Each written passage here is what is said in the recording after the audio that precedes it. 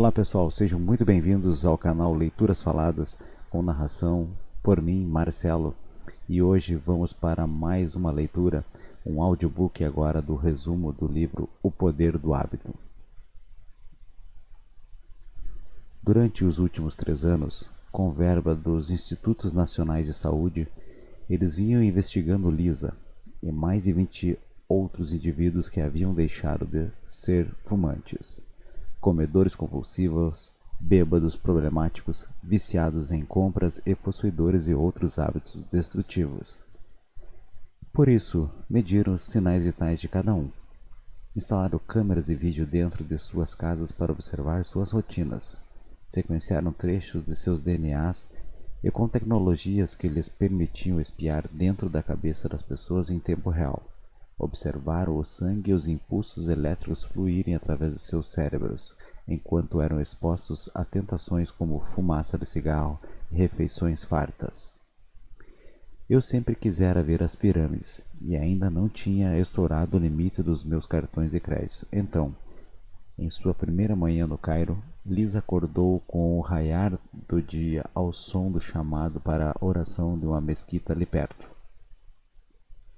Enquanto Lisa passava pelas ruas esburacadas do Cairo num táxi e depois pelas estradas de terra que levavam à Esfinge, às pirâmides de Gizé e ao vasto, interminável deserto ao redor delas, sua autocomiseração cedeu por um breve instante.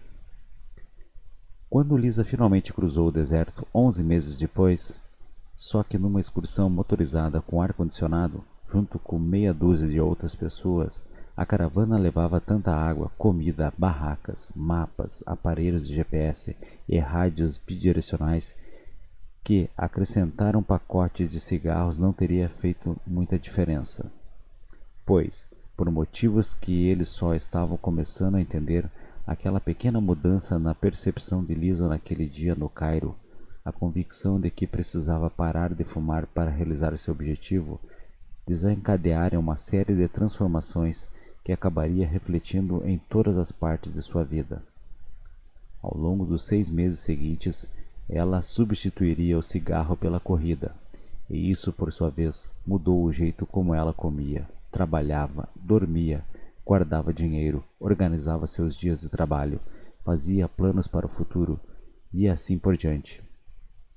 Por fim, ela foi recrutada para o estudo dos cientistas, e quando os pesquisadores começaram a examinar imagens do cérebro de Lisa, viram algo notável. Um conjunto de padrões neurológicos. Seus antigos hábitos tinham sido suplantados por padrões novos. Lisa era a participante favorita dos cientistas, porque suas tomografias eram muito convincentes, muito úteis para criar um mapa no qual os padrões comportamentais, os hábitos, residem dentro de nossas mentes. E embora cada hábito signifique relativamente pouco por si só, ao longo do tempo, as refeições que pedimos, o que dizemos aos nossos filhos toda noite, se poupamos ou gastamos dinheiro, com que frequência fazemos exercícios e o modo como organizamos nossos pensamentos e rotinas de trabalho tem impactos enormes na nossa saúde, produtividade, segurança financeira e felicidade. Neurologia da formação dos hábitos, os meios de formar novos hábitos e mudar antigos, e os métodos, por exemplo, que certo publicitário usou para transformar a escovação de dentes, antes uma prática obscura, numa obsessão nacional.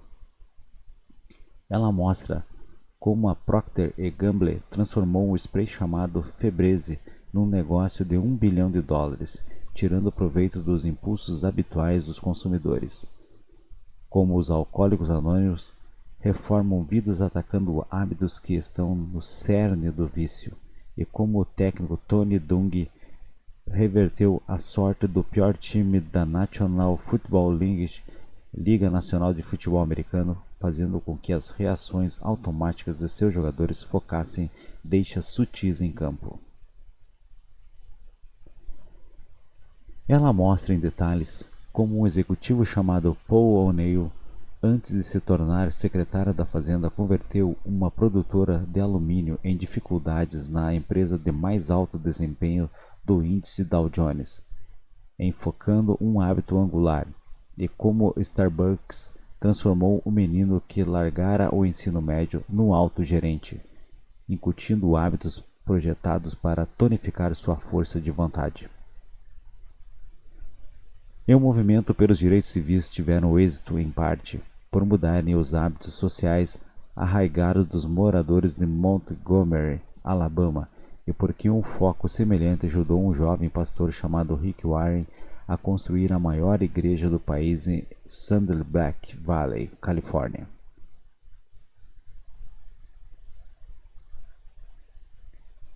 Ele aborda os hábitos em sua definição técnica, as escolhas que todos fazemos deliberadamente em algum momento, e nas quais paramos de pensar depois, mas continuamos fazendo, normalmente todo dia. Naqueles primeiros dias da guerra, quando a insurreição se alastrava e o número de mortos crescia, os comandantes estavam buscando hábitos que pudessem incutir entre soldados e iraquianos para assim criar uma paz duradoura. Ele era um major do exército que analisara fitas de vídeos de tumultos recentes e identificara um padrão. A violência geralmente era precedida por uma multidão de iraquianos que se reunia numa praça ou outro espaço aberto, e ao longo de várias horas aumentava. No acampamento militar, ele é similar a hábitos para carregar sua arma, adormecer numa zona de guerra, manter o foco em meio ao caos da batalha e tomar decisões enquanto estava exausto e sobrecarregado. Conforme foi avançando de posto, ele aprendeu a importância dos hábitos organizacionais para garantir que os subordinados pudessem tomar decisões sem pedir permissão o tempo todo, e como as rotinas certas tornavam mais fácil trabalhar ao lado de pessoas que ele normalmente não suportava. Ninguém em Kufa teria me dito que podíamos influenciar multidões retirando as barraquinhas de kebab, mas uma vez que você vê tudo como um monte de hábitos, é como se alguém te desse uma lanterna em um pé de cabra e você pudesse pôr as mãos à obra. O tempo todo, não tem nada que você não possa se criar os hábitos certos. Na última década, nossa compreensão da neurologia dos hábitos e do modo como os padrões funcionam dentro de nossas vidas, sociedades e organizações expandiu-se de maneira que não poderíamos ter imaginado 50 anos antes. A artrite o fazia mancar de leve enquanto percorria os corredores do laboratório segurando a mão da mulher, andando devagar, como se receoso do que cada novo passo traria. Quando os resultados voltaram do laboratório, os médicos de Eugênio descobriram por que ele estava doente. Estava sofrendo de encefalite viral, uma doença relativamente comum que causa feridas, bolhas e infecções leves na pele. Em casos raros, no entanto, o vírus pode traçar um caminho até o cérebro, provocando lesões catastróficas, conforme devora as delicadas dobras do tecido onde nossos pensamentos, sonhos e, de acordo com alguns, nossas almas residem. Os estudos de Square mostrariam que mesmo alguém incapaz de lembrar sua própria idade ou de quase qualquer outra coisa pode desenvolver hábitos que parecem inconcebivelmente complexos, até você perceber que todo mundo depende de processos neurológicos semelhantes todos os dias. Dos outros, ajudaria a revelar os mecanismos subconscientes que impactam as inúmeras escolhas que parecem ser fruto de um pensamento racional, mas na verdade são influenciadas por impulsos que a maioria de nós mal reconhece ou compreende. O vírus destruíra quase inteiramente seu lobo temporal medial, uma faixa de células que os cientistas suspeitavam ser responsável por todo tipo de tarefa cognitiva, tais como a lembrança do passado e a regulação de algumas emoções. Seu nome verdadeiro era Henry Molaison, mas os cientistas protegeram sua identidade ao longo de toda a sua vida. Tinha 7 anos, foi atropelado por uma bicicleta e caiu, batendo a cabeça com força. Quando o médico propôs fazer uma incisão na cabeça de HM, levantar a seção frontal de seu cérebro e com um pequeno canudo sugar de dentro de seu crânio o hipocampo, a parte do tecido ao redor de HM, enquanto quase todo mundo percebia minutos após conhecer HM que havia alguma coisa muito estranha. Eugênio conseguia travar conversas e realizar tarefas que não alertariam um observador casual de que havia algo errado. Já Eugênio tinha a habilidade impressionante de conduzir quase qualquer diálogo para um tema que ele ficasse à vontade para discutir longamente, tal como satélites. Ele trabalhara como técnico para uma empresa aeroespacial ou as condições climáticas. Square começou a examinar Eugênio perguntando a ele sobre sua juventude. Mas quando Square pediu que Eugênio memorizasse uma série de números ou descrevesse o corredor em frente à porta do laboratório, o médico descobriu que seu paciente não conseguia reter nenhuma informação nova por mais de um minuto.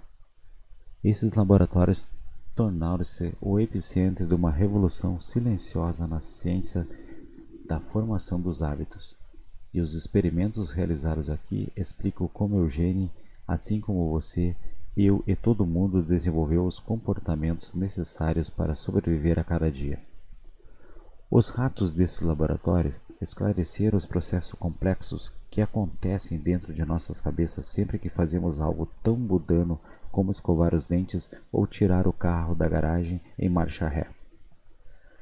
Quando os pesquisadores do MIT começaram a trabalhar com hábitos nos anos 1990, mais ou menos na mesma época em que Eugênio foi acometido de sua febre, eles ficaram curiosos sobre um nó de tecido neurológico conhecido como gânglios basais. Se imaginarmos o cérebro humano como uma cebola composto de camadas sobrepostas de células, então as camadas de fora, as mais próximas do couro cabeludo, são geralmente os acréscimos mais recentes de um ponto de vista evolutivo. Quando chegava ao topo do T, muitas vezes virava à direita, afastando-se do chocolate, e depois acabava indo para a esquerda, às vezes fazendo uma pausa sem nenhum motivo óbvio. Este processo, em que o cérebro converte uma sequência de ações numa rotina automática, é conhecido como chunking, agrupamento, e está na raiz de como os hábitos se formam. Quando você aprendeu a dirigir, fazer isso exigiu uma grande dose de concentração.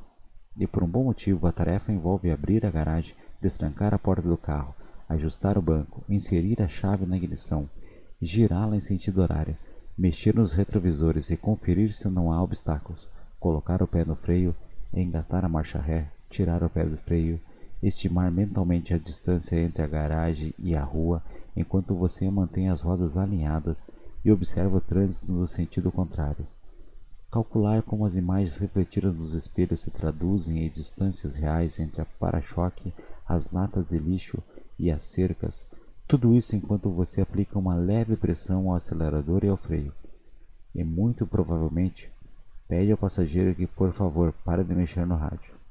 Milhões de pessoas executam esse intricado balé toda manhã, sem pensar, pois assim que sacamos as chaves do carro, nossos gânglios basais entram em ação, identificando o hábito que armazenamos em nosso cérebro referente a tirar o carro da para-rua em marcha ré.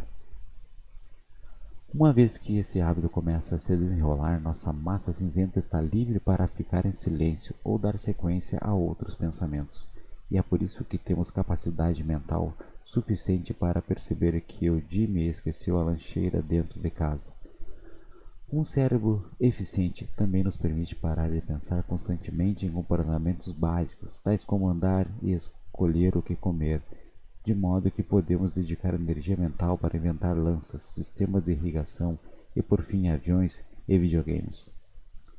Mas preservar o esforço mental é uma questão complicada, pois se nossos cérebros desligam no momento errado, talvez deixemos de notar algo importante, como um predador escondido nos arbustos ou um carro em alta velocidade enquanto saímos para a noite. Note que a atividade cerebral atinge seus picos no começo do labirinto, quando o rato ouve o clique antes que a divisória comece a se mexer, e outra vez no final, quando ele acha o chocolate. Para lidar com essa incerteza, o cérebro despende muito esforço no começo de um bloco de comportamento, procurando alguma coisa, uma deixa que lhe forneça uma pista de qual hábito usar. Fizemos experimentos em que treinamos ratos para atravessar um labirinto até que virasse um hábito, e depois eliminamos o hábito mudando a localização da recompensa, me disse Ian Gabriel, uma cientista do MIT, que supervisionou muitos dos experimentos com gânglios basais. O problema é que o nosso cérebro não sabe a diferença entre hábitos ruins e os bons, e por isso, se você tem um hábito ruim, ele está sempre ali à espreita, esperando as deixas e recompensas certas. Isso explica por que é tão fácil criar o hábito de fazer exercícios, por exemplo, ou de mudar nossa alimentação. Uma vez que adquirimos uma rotina de sentar no sofá em vez de sair para correr, ou de fazer um lanchinho sempre que passamos por uma caixa de donuts, esses padrões continuam para sempre dentro das nossas cabeças. Segundo a mesma regra, no entanto, se aprendermos a criar novas rotinas neurológicas que sejam mais poderosas que esses comportamentos, se assumirmos o controle do loop do hábito, podemos forçar essas tendências nocivas a ficarem em segundo plano, assim como fez Lisa Allen após sua viagem ao Cairo. Perdem a capacidade de ignorar detalhes insignificantes. Um estudo, por exemplo, descobriu que pacientes com lesões dos gânglios basais eram incapazes de reconhecer expressões faciais, inclusive medo e nojo, porque nunca sabiam direito em qual parte do rosto deveria se focar. Se bem que, quando você sai de férias, talvez se vista de maneiras diferentes ou escove os dentes num outro momento da rotina matinal sem perceber. Ao mesmo tempo, no entanto, a dependência do cérebro de rotinas automáticas pode ser perigosa. As deixas certas, árvores nas esquinas ou a localização de caixas do correio específicas eram consistentes toda vez que ele saía, e por isso, embora ele fosse incapaz de reconhecer sua casa, seus hábitos sempre o guiavam de volta para a porta da frente. Contando que as deixas certas estivessem presentes, como o seu rádio ou a luz da manhã entrando pelas janelas, ele automaticamente seguia o roteiro ditado por seus gânglios basais. Por exemplo, nas poucas vezes que ele dava a volta no quarteirão e havia algo de diferente, a prefeitura estava fazendo obras na rua, ou uma ventania tinha soprado galhos por toda a calçada, Eugênio se perdia, por mais perto que estivesse da casa, até que um vizinho gentil lhe mostrasse o caminho até sua porta. Os experimentos de Square com Eugênio revolucionaram a compreensão da comunidade científica de como o cérebro funciona, provando de uma vez por todas que é possível aprender e fazer escolhas inconscientes sem ter nenhuma lembrança da lição ou da tomada de decisão. Talvez não nos lembremos das experiências que criam nossos hábitos, mas uma vez que estão alojados dentro dos nossos cérebros, eles influenciam o modo como agimos, muitas vezes sem percebermos. Pesquisadores das universidades de Duke, Harvard, UCLA, Yale, USC, Princeton, Pensilvânia e de todas as escolas do Reino Unido, Alemanha e Holanda, assim como cientistas corporativos trabalhando para Procter & Gamble, Microsoft, Google e centenas de outras empresas, estão focados em compreender a neurologia e psicologia dos hábitos, suas forças e fraquezas, por que eles surgem e como podem ser mudados. Os pesquisadores descobriram que as deixas podem ser quase qualquer coisa, desde um estímulo visual, como um doce ou um comercial de TV, até certo lugar, uma hora do dia, uma emoção, uma sequência de pensamentos, ou a companhia de pessoas específicas. Numa série de experimentos, por exemplo, pesquisadores afiliados ao National Institute de Alcohol Abuse and Alcoholism, Instituto Nacional de Abuso de Álcool e de Alcoolismo, treinaram camundongos para apertar alavancas em resposta a certas deixas, até que o comportamento se tornasse um hábito. O que acontece é que um padrão de uma vez por mês lentamente se torna uma vez por semana, e então 2 vezes por semana, conforme as deixas e recompensas criam um hábito, até que as crianças estão consumindo uma quantidade de hambúrgueres e fritas que é prejudicial à saúde. Quando pesquisadores das universidades do norte do Texas e de Yale tentaram entender por que as famílias gradualmente aumentavam o consumo de fast food, encontraram uma série de deixas e recompensas que a maioria dos consumidores nunca soube que estava influenciando seu comportamento. Em algumas redes, os alimentos são especificamente concebidos para proporcionar recompensas imediatas. As batatas fritas, por exemplo, são projetadas para começar a se desintegrar no momento em que encostam a sua língua, para fornecer uma dose de sal e a gordura o mais rápido possível, ativando seus centros de prazer e prevendo seu cérebro do padrão. Ele era o homem que convencera os americanos a comprar cerveja Schultz, alardeando que a empresa limpava suas garrafas com vapor vivo, enquanto deixava de mencionar que todas as outras empresas usavam exatamente o mesmo método. Quando o governo passou a recrutar homens para a Primeira Guerra Mundial, tantos recrutas tinham dentes podres que os oficiais diziam que a má higiene dentária era um risco para a segurança nacional. No entanto, como Hopkins sabia, vender pasta de dente era um suicídio financeiro. É uma alquimia tão poderosa que mesmo hoje os princípios básicos ainda são usados por gigantes dos bens de consumo, criadores de videogames, produtores de alimentos, hospitais e milhões de vendedores no mundo todo. Anunciava tônicos que curavam dores de barriga, dores nas juntas, pele ruim e problemas femininos, mas só se você tomasse o remédio logo na primeira aparição dos sintomas. Em pouco tempo as pessoas estavam devorando aveia no raiar do dia ou bebendo goles de garrafinhas marrons sempre que sentiam qualquer indício de fadiga ou indigestão, o que, por sorte, acontecia pelo menos uma vez por dia. Lidar com essa película turva ao focar-se na película dentária, Hopkins estava ignorando o fato de que esta mesma película sempre cobriu os dentes das pessoas e nunca parecera incomodar ninguém. As pessoas nunca tinham prestado muita atenção a ela, e não havia muito motivo para que devesse prestar. Você pode se livrar da película comendo uma maçã, passando os dedos nos dentes, escovando-os ou fazendo um bocejo vigoroso com algum líquido. Vai sentir uma película, é isso que faz seus dentes parecerem sem vida, e facilita o apodrecimento. Note quantos dentes bonitos são vistos por toda parte, dizia outro anúncio, mostrando beldades sorridentes. Continuaria sendo a pasta de dente mais vendida nos Estados Unidos durante mais de 30 anos, rendendo bilhões de dólares. Antes de que a Pepsodent surgir, apenas 7% dos americanos tinham um tubo de pasta de dente no armarinho do banheiro.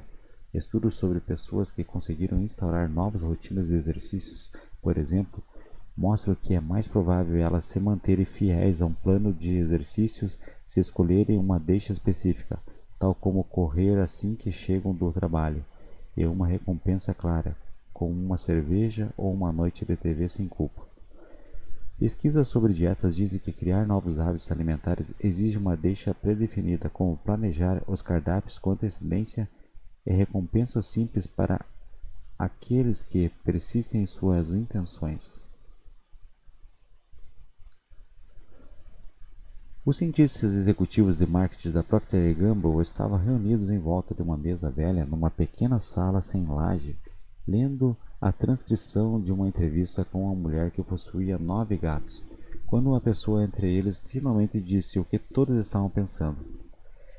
Eles todos trabalhavam para uma das maiores empresas mundiais de bens de consumo, a empresa por trás das batatas Pringles, do Oil of Olay, do papel toalha Bolt, dos cosméticos CoverGirl, da Dawn, da Downy e da Duracell, assim como dezenas de outras marcas. Preferiria ver meus filhos fumando maconha do que comendo McDonald's, ele uma vez disse a um colega, antes de entrar para a P&G. Passara 5 anos em Wall Street construindo modelos matemáticos para escolher ações. Ele explicou por que algumas deixas e recompensas têm mais poder que as outras, e traçou um mapa científico que explicava por que a Prosperdent foi um sucesso, como alguns praticantes de dietas e exercícios conseguem mudar seus hábitos tão depressa e, no fim das contas, o que era necessário para fazer a febreze vender. Mais do que os ratos, no entanto, Schultz estava interessado em macacos como Júlio, um primata de 4 quilos, do gênero macaca com olhos amendoados. em cujo cérebro foi inserido um eletrodo muito fino que permitia que Schultz observasse a atividade neural enquanto ela corria. Conforme o macaco começou a entender, através de dezenas de repetições, que as formas na tela eram uma deixa para uma rotina, encostar na alavanca que resultava numa recompensa suco de amora, começou a olhar para a tela com a intensidade de um raio laser. Uma transcrição dessa atividade neurológica mostra como é a aparência de quando o cérebro de um macaco diz essencialmente ganhei uma recompensa. Schultz submeteu Júlio diversas vezes ao mesmo experimento, registrando as reações neurológicas a cada repetição.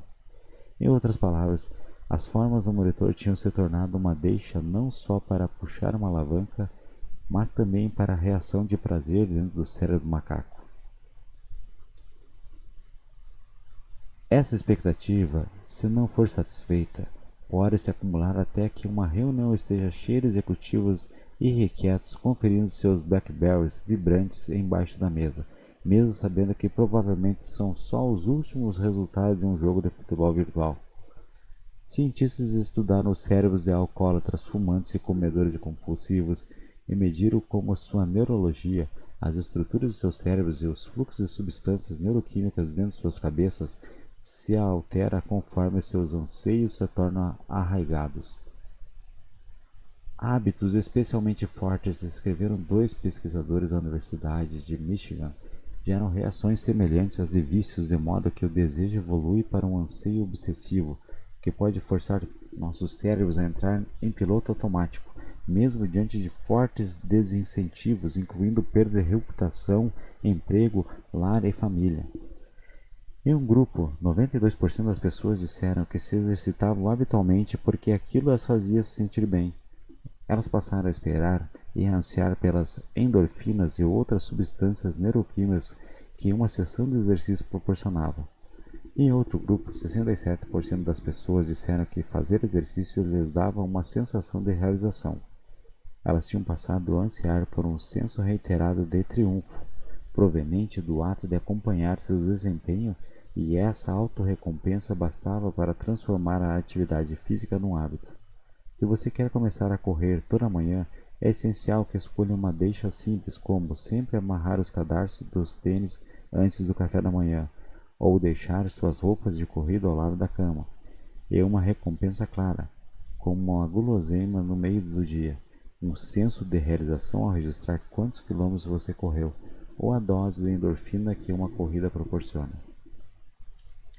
Só quando seu cérebro começar a nutrir uma expectativa pela recompensa, ansiar pelas endorfinas ou pelo senso de realização, é que o ato de amarrar os cadarços dos tênis de corrida toda manhã se tornará automático.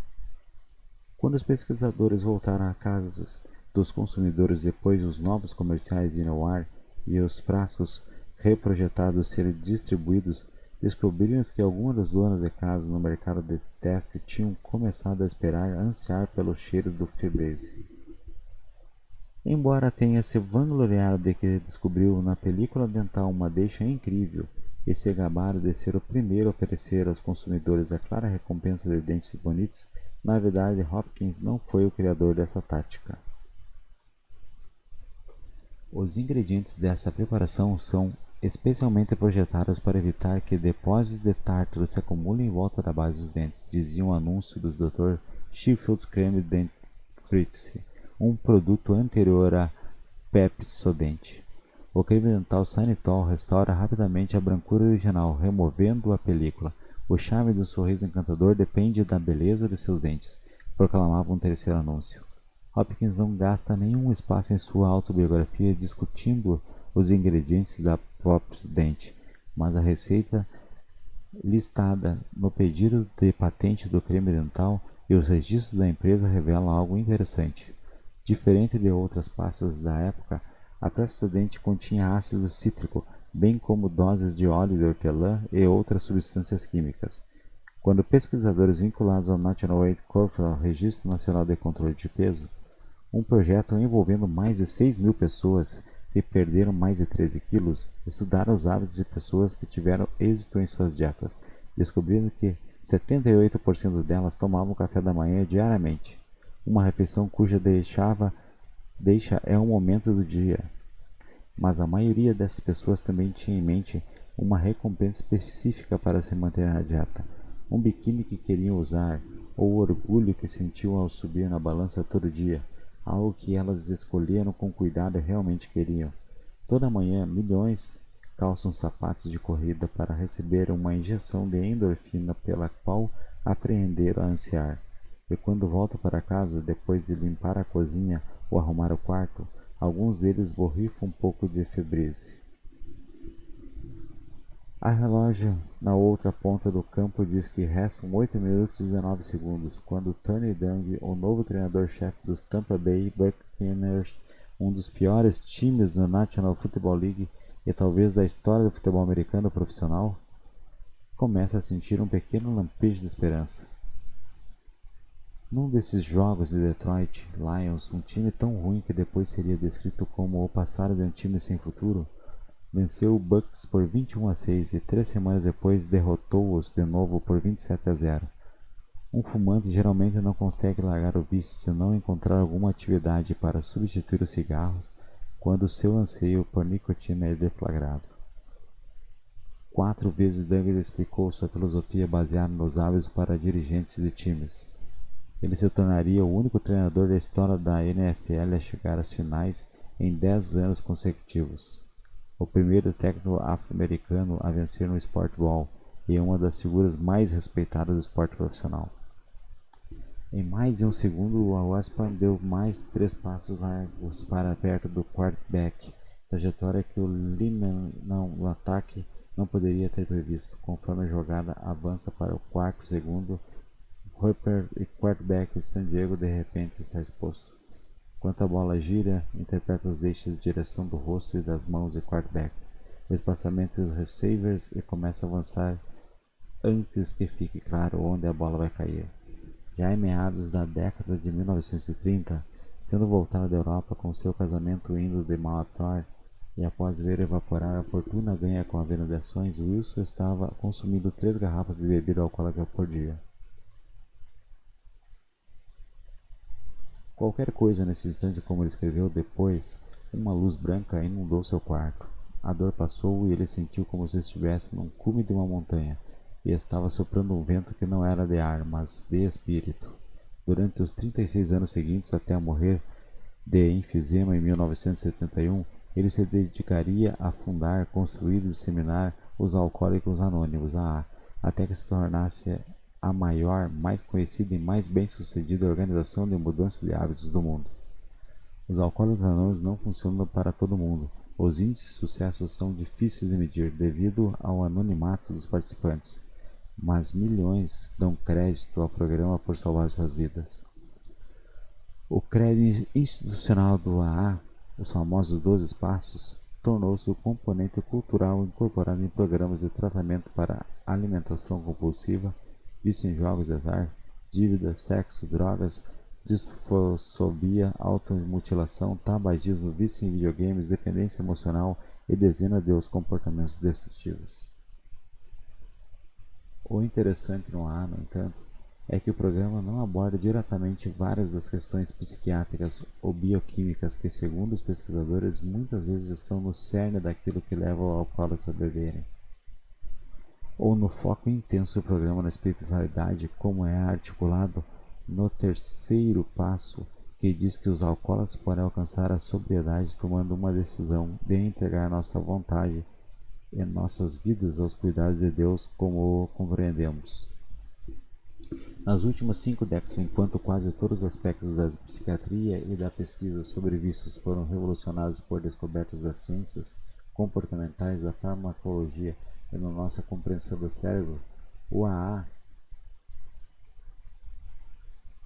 pensemos no quarto passo, fazer um minucioso e desmetido inventário de nós mesmos, e no quinto, admitir para Deus, para nós mesmos e para outro ser humano a natureza exata dos nossos erros.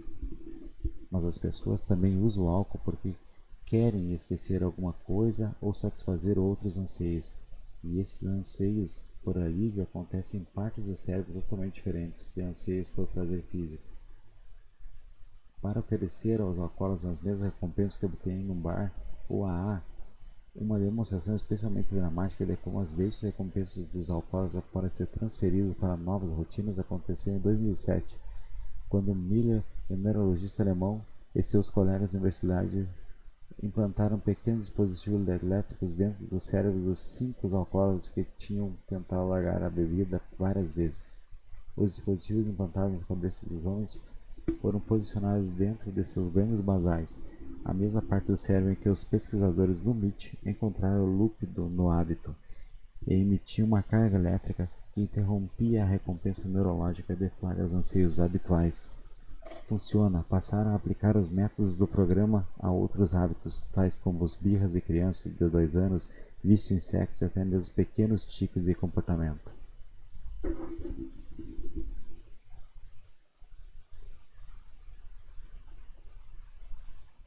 A atenção de Mandy sentia nas unhas deflagradas seu hábito de roê-las. Na maior parte das pessoas, os hábitos vêm acontecendo há tanto tempo que elas não prestam mais atenção ao que o provoca, disse Brandt de Frune, que tratou Mandy. Já atendi pessoas gagas e pergunto quais palavras ou situações deflagram sua gagueira, e elas não sabem, pois faz muito tempo que prepararam de notar. Em seguida, o terapeuta pediu que Mandy descrevesse que por roía as unhas. No fim da primeira sessão, o terapeuta mandou Mandy para casa com uma tarefa: carregar sempre consigo uma ficha, e cada vez que sentia deixa numa tensão nas pontas dos dedos, fazer a marca na ficha. Disse a ela que, sempre que sentisse uma tensão nas pontas dos dedos, devia imediatamente pôr as mãos nos bolsos ou embaixo das pernas, ou agarrar um lápis ou alguma outra coisa que tornasse impossível colocar os dedos na boca. Depois, Mandy devia procurar alguma coisa que fornecesse um estímulo físico básico, tal como esfregar o braço ou bater os nós dos dedos numa mesa, algo que gerasse uma reação física. Eles praticaram no consultório do terapeuta por cerca de 30 minutos e Mandy foi enviada para casa com uma nova tarefa: continuar com as fichas, mas fazer um tique quando ela sentisse a tensão nas pontas dos dedos e quando conseguisse conter o hábito com êxito. Deliberado. Hoje, a terapia de reversão é usada para tratar tiques verbais e físicos, depressão, tabagismo, problemas com jogos de azar, ansiedade, incontinência urinária, procrastinação, distúrbios obsessivo-compulsivo e outros problemas comportamentais. Mandy nunca se dera conta de que um anseio por um estímulo físico estava causando seu hábito de roer unhas, mas uma vez que dissecou o hábito, tornou-se fácil achar uma nova rotina que fornecia a mesma recompensa. Se você lancha para ter uma breve libertação, pode facilmente encontrar outra rotina, tal como fazer uma caminhada rápida ou dedar 3 minutos na internet que proporcione a mesma interrupção sem alargar sua cintura. Mais de 30 estudos de ex-fumantes descobriram que identificar as deixas e recompensas que eles associam a cigarros e então a escolher novas rotinas que fornecem compensação parecidas, um nicolerete, uma rápida série de flexões de braço ou simplesmente tirar poucos minutos para se alongar e relaxar, aumenta a probabilidade de eles pararem. E estou procurando espaços na linha para ver se eles vão passar de seu quarterback vai jogar para o meu lado ou para longe. No futebol americano, essas deixas visuais são conhecidas como chaves e consideradas essenciais para qualquer jogada. Depois que você estiver em posição, aí sim comece a procurar o quarterback. Foi uma mudança relativamente modesta. Os olhos de Brooks estavam atenção nas mesmas deixas, mas em vez de olhar para vários lugares ao mesmo tempo, Dang os colocou numa sequência e disse a ele, de antemão, a escolha que deveria ser feita quando ele via cada chave. O que eles realmente estavam dizendo era que confiavam no nosso sistema na maior parte do tempo, mas quando tudo estava na corda bamba, essa fé se rompia. Concluída a temporada de 2001, depois dos Bucks novamente terem por pouco ficado de fora do Super Bowl, pelo segundo ano seguido, o diretor-geral do time pediu que Douglas a sua casa. Cerca de 60 pessoas, donas da casa e filhos advogados em horário de almoço, velhos com tatuagens desbotadas e jovens descolados vestindo jeans estreitos, estão sentados numa igreja, ouvindo a fala de um homem com uma leve pança e uma gravata que combina com seus olhos azuis claros. Ele estava voltando de carro do consultório e disse: Ele me falou que a gente pode tratar, mas já está bem avançado. A primeira coisa que eu fiz depois de desligar foi procurar um bar e bebi muito durante os 2 anos seguintes, até que minha mulher saiu de casa e eu tinha que buscar as crianças de novo. Falamos da vida, de casamento e do meu emprego, e quando chegava a hora de se tomar banho, minha cabeça está em ordem.